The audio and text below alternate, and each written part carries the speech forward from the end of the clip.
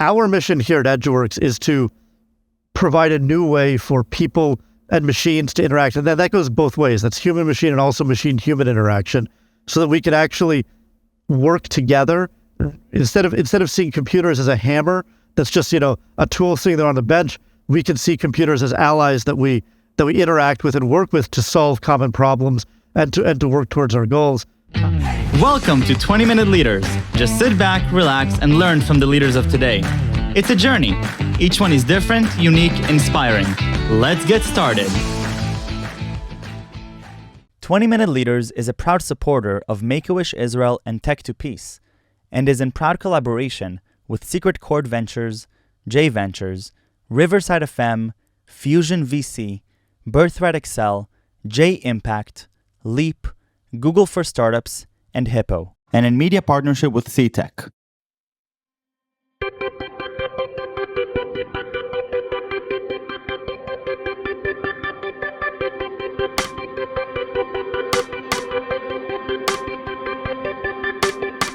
I'm so happy to have you here, Elliot. Over the last few weeks, we've become friends. We're starting a partnership together. There are so many different things that are happening, and I just love what you do. And so I asked you to come here and to spend this time with me, sharing what Eduworks is about, what you're about, the way that you're thinking through, the future of AI and the human-computer interactions and the different questions we're asking is really, really interesting. And I'm fascinated to hear your perspectives in these 20 short minutes. So thank you again. Tell me a little bit about who you are and where you come from. How did you get into this space? Yeah, absolutely. So my background's actually in educational technology. I started at the New York City Department of Education. When I was there in the early 2000s, we were using some pretty antiquated systems at the time. So I ended up doing some coding, built some new information systems for the translation interpretation unit, and got really interested in the data that we were collecting. We were out there every single day, going to different schools, helping support non-English language speaking parents, helping them understand the services that were offered to them by the city, by their schools, etc. So we started to really gather data about where different communities actually lived, where people went to school, how they lived their lives, and that led to sort of an application of some of my long time background in sort of math, physics, these sorts of things into the social space. And I also have a background in linguistic anthropology and sociology. So sort of all of that came together and formed sort of this perfect storm. I ended up going and joining a fairly small company at the time called Wireless Generation. We grew to become one of the biggest ed tech companies in the U.S. And the rest is history. There, Amplify is still around, as they're called now. They're an awesome company. Have a lot of friends there. But I left many years ago now to come here to Eduworks and to start growing something sort of my own, so to speak. So Eduworks itself is an old company, founded in 2001, but really was very, very small. I joined around 9 years ago, and we just started growing. And today we're much, much larger. We've been growing about 25% year over year, and you can do the math on that if you'd like. When you start with small numbers, exponents don't grow quite as fast. But our area really is focused on human performance and what it means to understand who people are, what they do, and the application of advanced technologies in that space.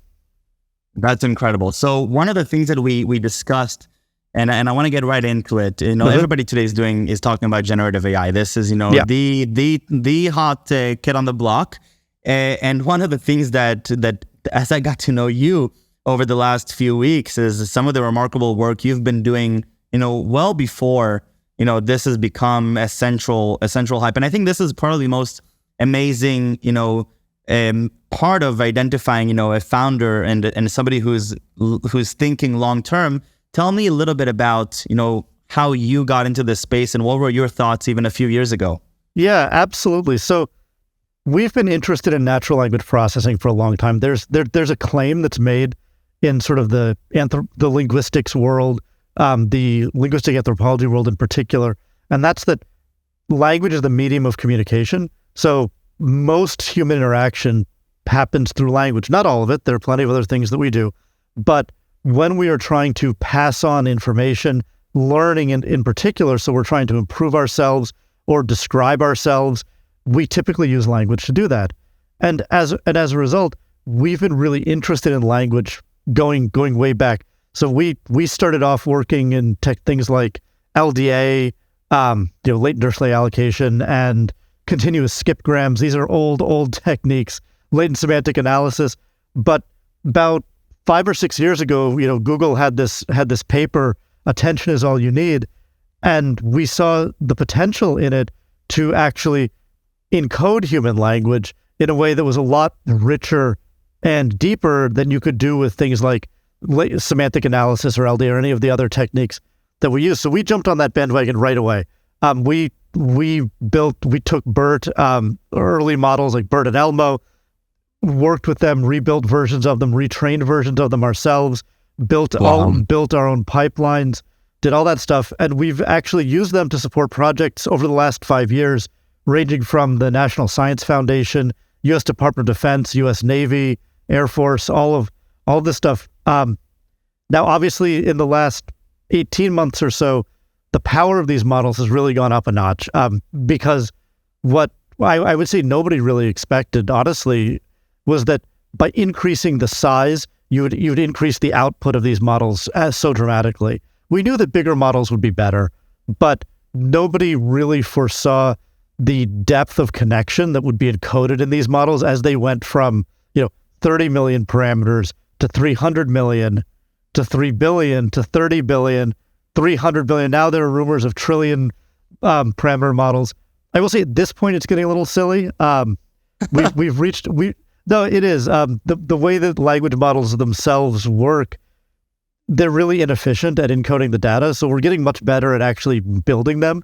So their size, the actual peak size is probably starting to decrease rather than increase finally. Yeah. But yeah, it's been a wild ride.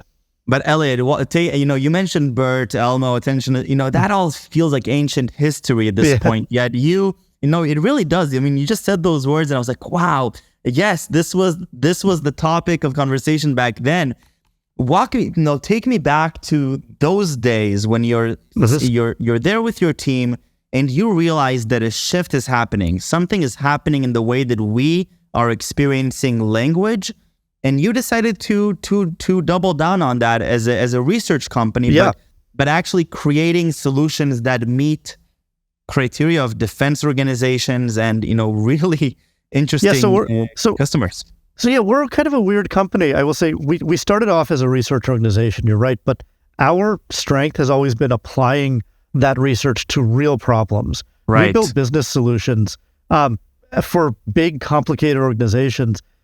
Part of that, honestly, is because the U.S. Department of Defense is one of the largest funders of foundational training research. They're one of the biggest training organizations in the world. They are willing to put their money where their mouth is, and they really care a lot about understanding the best ways to learn and the best ways to train.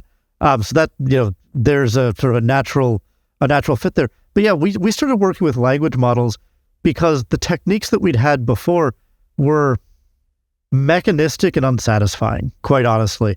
They were, they grew out of a statistical perspective on the world.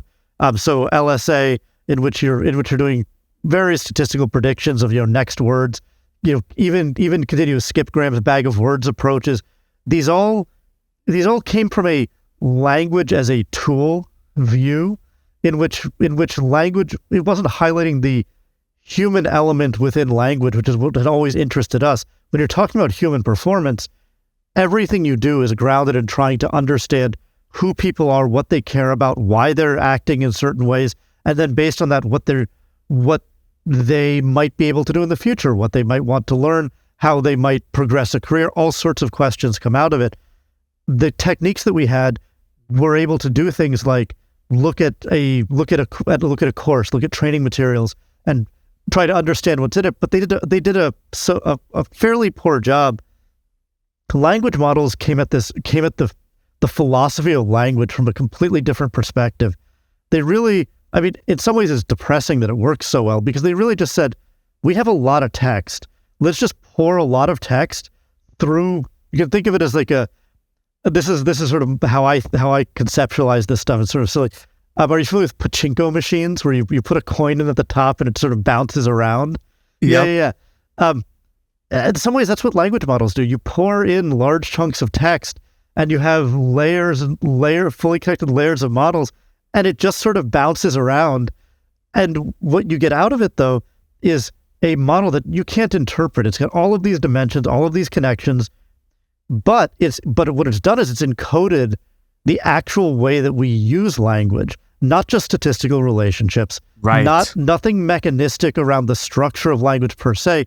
Sure, we include part of speech tokens when we put stuff into these models, but the core idea here is that human language is flexible, it's multifaceted. Individual words have many meanings, many contexts, senses, and different dialect ways of applying them and using them. And we should stop being stubborn and thinking that there's some meta structure that exists. There are structures, but they are very soft in language. Every rule can be broken. The way we speak is not the same as the way we write. There's all of this that goes on around it. And language models have a softness about them that allows them to encode that. And to jump forward to today, where we are, a lot of our philosophy at Eduworks still comes from this understanding of how the models themselves work. OpenAI and ChatGPT, GPT-4, these sorts of things are all the rage. They're very popular, but they're applying language models as what we call generative models. They use them to generate, in this case, text, their image models, their audio models, all this. But their goal is to generate something that sounds or looks human, and that's great. But from our perspective, that under leverages the deeper sort of nuance that these models have. And so we actually don't use these models particularly frequently for generation. We will at the end of a stack, but our techniques tend to involve layering lots of models together and using them to actually act as world interpretive layers. So to go back to that sort of linguistic anthropology thing where we communicate through language, that's how humans encode experience. There's no reason that we can't do this, that we can't do that at a machine level as well, using language models to understand human encoded experience. So that's sort of a bit of the philosophy behind how we think about this. Incredible. So take me to today, and what is Eduworks today, and what are you doing? I mean, we're now at this inflection point for the world, and I think that what you're doing is also very special towards the next few years. So let me know what are your thoughts here? Yeah, so we're at a big transition point, to be completely honest. For the last 5 or 6 years, we've worked really hard on building a machine linkage layer that links raw data streams to frameworks that describe people, like skills frameworks, job frameworks, learning objectives, all of these things that people use around resumes, all of this sort of human structure. And we've done this using what was the best technology available. And we would use language models to help us do that linkage, to help us link the data sources to these frameworks. With the larger models that we have available now, we've had some recent breakthroughs that really lean on the stuff I was just talking about and allow us to, in some sense, sideline the models. We don't have to put those models in the forefront. Instead, we can use those as inputs into a language model. So we can use those frameworks as inputs and instead say, hey, talk about yourself, be whoever you want to be, interact with this device, this language model, and we still have the technology that allows us to then hook that model into hard data source in the back end and create a direct linkage. And that's all very high level. So let me give you just a little quick, Please. Concrete example of of what that means. I've been using this example a bit because this really happened to me many years ago. My boss asked me to do a little bit of analysis of the schools that we were working in the K-12 space. Can you look at the inner city schools and see how they're performing, how students are learning compared to other schools? I said, sure. Now our database didn't have inner city schools. That's a human concept. That's not necessarily a database structure. Sure. So that took me a long time as an analyst. I had to go sit down, come up with a criteria. What is inner city? Go school by school, build tables, build database structures. And quite frankly, that sucks. That's a place where, as people, we have to translate our world into really, really rigid data structures. The breakthrough that we've had at Eduworks, what we're able to is say we don't have to do that anymore. We're able to use language models layered together with a set of other techniques to allow you to interact using human language directly with underlying data. So you can say, hey, here's a question about inner city schools. Language models know what inner city schools are. This is something that's very well understood in human speech. Now, the understanding a language model has might not be exactly what I want. I might have to tweak things at the end, but I'm able to just communicate. I can actually just go to the system that we're setting up. This is using our Enlighten series of models, and so I can go to Enlighten. I can say, hey, pull data that looks like, what would our company look like if all of our contracts in the pipeline came through, but a couple of things fell through. And I can be that soft about it. I no longer have to translate what I want to know into a specific data structure and then give that to the machine. I can let my devices actually handle that translation, which is it's so transformative. It's hard to describe because it takes so much mental load off. I don't have to try to think like a machine anymore. I can do my job as a human being and imagine the world and interact with the world around me, which is something that people have always been really good at. But over the last 30 years or so, with the explosion in computing power, we've kind of started teaching ourselves not to do that. We've started teaching ourselves to think in Google search terms. Oh, I want to find a good restaurant near me. How do I do that? How do I translate what I want into a search query that will get me what I want? That's a ton of time, effort, and labor that we shouldn't have to spend. We should be able to ask our conflicted, imprecise, messy questions. We should be able to do that and let our devices try to help us interpret them. Let them become partners in working that out. And we really can't do that now. So that's really the cutting edge of what we're focused on today at Eduworks. Incredible. One of the last things that we got to talk about, you and I, was this perception that we're looking at what's happening today. We're looking at language and the human-computer interaction between us and this entity that is able to partner with us. And one of the big transformations that are happening is that we're not going to be limited to the ways in which the modality in which we communicate. It's going to be there's going to be a variety of ways, and it'll just be a part of our life. And I think that it sounds to me that you're very excited about this future that we're going into. I'm super excited. Although, Michael, you've asked a lot about Eduworks. I will say I'm also super excited about the stuff that you guys are working on because it's so important for all of this. I'm being just a tad bit disingenuous. I'm presenting all the positives. This is what excites me. This is what we're working on, right? But there are bad actors out there, and there are organizations and individuals who are excited about the ability to rapidly create misleading and misinformation. So we're moving into uncharted territories. Our mission here at Eduworks is to provide a new way for people and machines to interact, and that goes both ways. That's human-machine and also machine-human interaction, so that we can actually work together instead of seeing computers as a hammer that's just a tool sitting there on the bench. We can see computers as allies that we interact with and work with to solve common problems and to work towards our goals. But I'm also so grateful for organizations like yours that are helping make sure that this is done in a positive and benign way.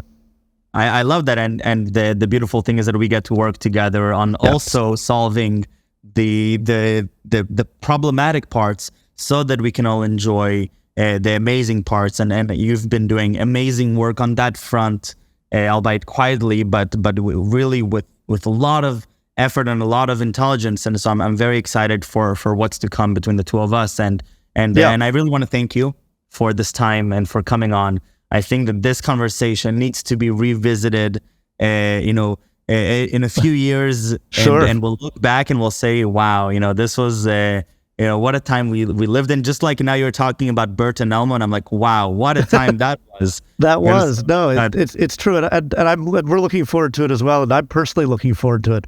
So thank you so much for having me. I really, really appreciate it. Thank you.